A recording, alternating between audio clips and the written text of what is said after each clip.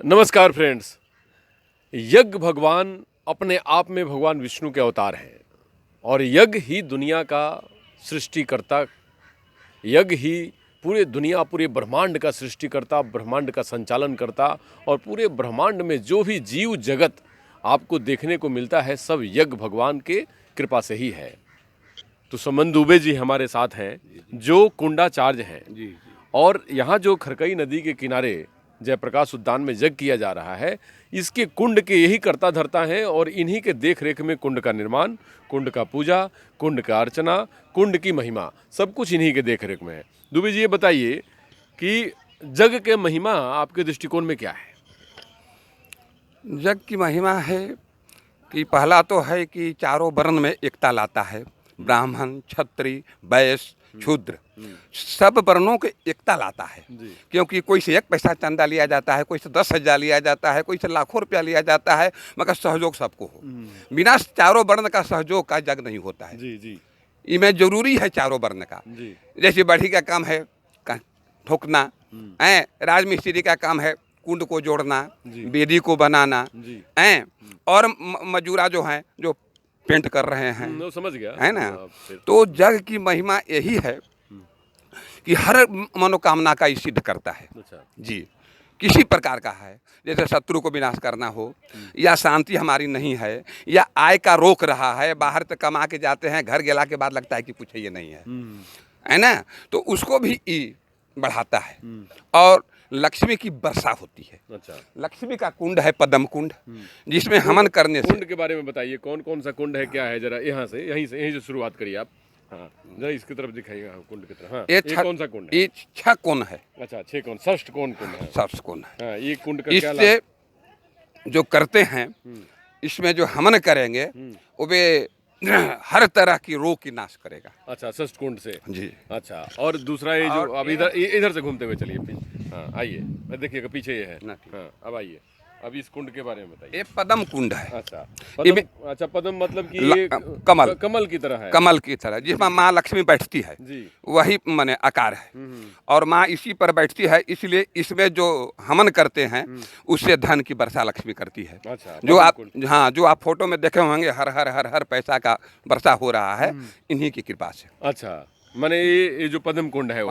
अच्छा, ये कुंड कौन सा है? अष्टम कुंड है। 8 को।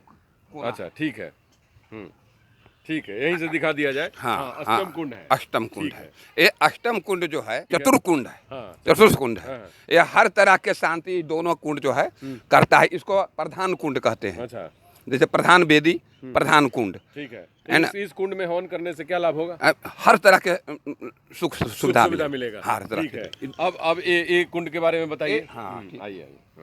हाँ, इस कुंड के बारे में बताइए। ये योनि कुंड है। योनि कुंड है, ठीक है। जिसके संतान नहीं होता हो, तो संतान को अगर लालसा से इसमें संकल्प द्वारा जो हवन करेगा और इसमें अंतिम पूर्णाहुति का आदि खीर बना करके और खीर से भी हवन करेगा और बचा हुआ खीर को दोनों पति और पत्नी खाएगा, तो पुण्य है कि उसका गर्भधारण और पुत्र होगा। अच्छा, योनि कुंड है। हाँ। अच्छा, इस कुंड के बारे में बताइए। चंद्र कुंड है। अच्छा जी, जिस प्रकार चंद्रमा को आप देखते हैं, आकार का है। चंद्र कुंड का क्या आपका ये जो है कि दुश्मन आपका जो तबाह कर रहा है उसको आगे बढ़ने नहीं देगा। अच्छा, उसको दबोले रहेगा। जी, इस चंद्रकुंड का चंद्रकुंड का मतलब दुश्मनों का या दमन करते रहेगा, का नाश करने के लिए। हाँ, माने दमन करेगा, नाश नहीं करेगा, दमन करेगा, दबाएगा। और ये जो है जो शत्रु आपको मारने के लिए तैयार है, कौन कुंड है ये, क्या नाम है इसका? त्रिभुज। अच्छा, त्रिभुज।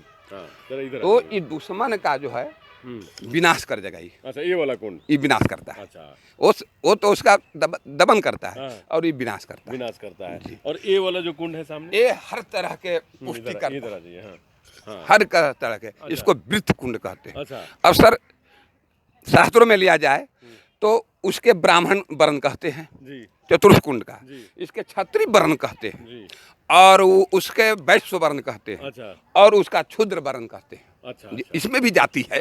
इसमें भी वर्ण है, वर्ग है। हाँ, वर्ग है जी, ठीक है। आप बताइए कि ये जो आपने बनाया है इधर आज, हाँ, हाँ, हाँ। ये क्या है? ये प्रधान वेदी है। प्रधान वेदी है। इस वेदी का महत्व यज्ञ में क्या इसके हैं लक्ष्मी नारायण इसी पर बैठेंगे अच्छा, और उन्हीं के यहाँ पूजा होगा। अच्छा। शर्त एक मैंने इसमें कविता के रूप में आई है हाँ। कि मंडप के बीच वेदी बने प्रधान हो, ताही पे विराजे श्री संगे भगवान हो, चांद सूरज संग नवग्रह अइले, जी। वास्तु क्षेत्रपाल जोगनी चारों कौन पूजैले। वाह। वह वास्तु घर का देवता है, वास्तु पुरुष का पूजा होगा। अब एक नगर और गांव का रक्षा करते क्षेत्रपाल हैं, हैं। क्षेत्रपाल हैं। और सरऊ जो हैं 9 ग्रह हैं, 9 ग्रह हैं। चांद सूरज से लाके, हाँ। और वे सुलहमातिका कहते हैं, हाँ। महालक्ष्मी, महासरस्वती, महापार्वती 16 जोगनिया के साथ हुए वहाँ विराजमान रहेंगे, जजमान रह के पूजा भी लेगी पूजा भी और लेंगे। अपनी हाँ। सभी को दियाएगी भी। अच्छा, तो यहाँ पर माँ लक्ष्मी जो है और भगवान नारायण, नारायण सुलहमातिका कहते हैं, हाँ। महालक्ष्मी, महासरस्वती, महापार्वती 16 जोगनिया के साथ हुए वहाँ विराजमान रहेंगे, जजमान रह के पूजा भी लेगी पूजा भी और लेंगे। अपनी हाँ। सभी को दियाएगी भी। अच्छा, तो यहाँ पर माँ लक्ष्मी जो है भगवान और नारायण, विष्णु के साथ नारायण रहेंगे। नारायण। अच्छा, जग की जो महिमा है, जी, जो आपने बताया कि जग जो है, जग का आहुति जो है, जी जी जी। वो आहुति से क्या क्या लाभ है लोगों को? जैसे आहुति सब मिलता है ना, तो उसमें धुआं बनता है, धुआं से वायुमंडल का शुद्ध करता है। जो आज लोग कहता है कि हवा दोषी हो गया है, इस तरह का हो गया है, उस दोष को काटता है। हर तरह का रोग का जो कीड़ा आ रहा है उसको नाश करता है। अच्छा। इसके बाद बादल बनता है और बादल से मौसम बनता है और मौसम से पृथ्वी रूपी कुंड में फिर जग होता है। वर्षा रूपी जग से यह भूमि जो है सिंचाई जाता है और जब सिंचाई होती है तो नाना प्रकार का अन्न पैदा होता है और हर जीवों का भोजन हो जाता है। जैसे कीड़ा मकोड़ा, पक्षी, जानवर, मनुष्य अगर पैदा न हो, बारिश न हो, पैदा कहाँ से होगा? ठीक है। नदी में जल कहाँ से आएगा? जी। तो जल के भी जग बरसाता है। अच्छा, ठीक है।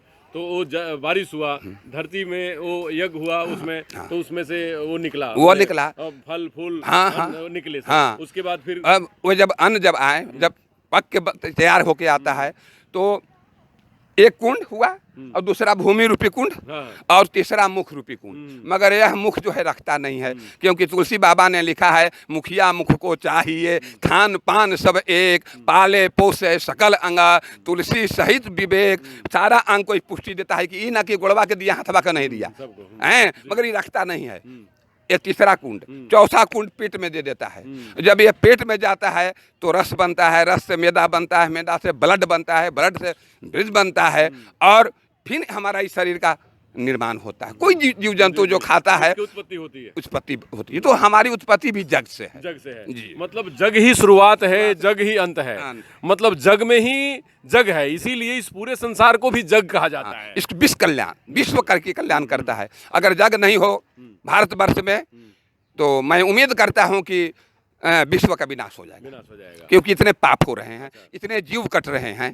हाँ, क्योंकि जीव भी तो उन्हीं का संतान है। बिल्कुल बिल्कुल बिल्कुल हैं? और जौन प्राण हमारे में है वही प्राण एक जीव में भी है। हाथी से लेके चींटी तक वही प्राण है, प्राण में कोई अंतर नहीं है। जग बहुत आवश्यक है, आवश्यक है। ठीक है, बहुत बहुत धन्यवाद बाबा। देखिए, संसार को हम जग भी कहते हैं। और दुबे बाबा ने कहा कि जग से हमारी सृष्टि की उत्पत्ति, हमारी उत्पत्ति, हमारा विनाश, ये जग की ही प्रक्रिया है। कोई भी चीज जन्म लेता है और नाश होता है, वो जग की ही प्रक्रिया है। और ये जग, ये हवन, तो वातावरण तो एक बहुत छोटी चीज हो गई कि वातावरण की शुद्धि के लिए, लेकिन वातावरण से भी बहुत बड़ी चीज क्या है कि हमारी सृष्टि की पूरी उत्पत्ति, सूरज चांद आसमान में जितने ब्रह्मांड हैं, असंख्य ब्रह्मांड, सब जग की ही उत्पत्ति हैं। पूरे देव, हम जिन जिन भगवान की पूजा करते हैं, सब जग की ही उत्पत्ति हैं। तो जग का ही भोजन, जग से ही भोजन और जग के द्वारा ही उनकी उत्पत्ति। मतलब इसीलिए कहा जाता है कि जग का मतलब ये है कि वो प्रक्रिया जिससे सृष्टि भी हो, सृष्टि का निर्माण भी हो, सृष्टि का संचालन भी हो, और भगवान जो भी हम लोगों के अवतार लेते हैं पुरुष, ये जग की महिमा बताते हैं। क्योंकि महाभारत काल में भी यज्ञ, रामायण काल में भी यज्ञ से ही हम सब अपने पूजा पाठ, खासकर हिंदू सनातन संस्कृति में जग की महिमा किसी भी चीज से ऊपर है, सर्वोपरि है। क्योंकि जग ही वो द्वार है मुक्ति का, जग ही द्वार सृष्टि का, जग ही द्वार उत्पत्ति का, जग ही द्वार विनाश का। नमस्कार, डॉक्टर अनु शर्मा की तरफ से।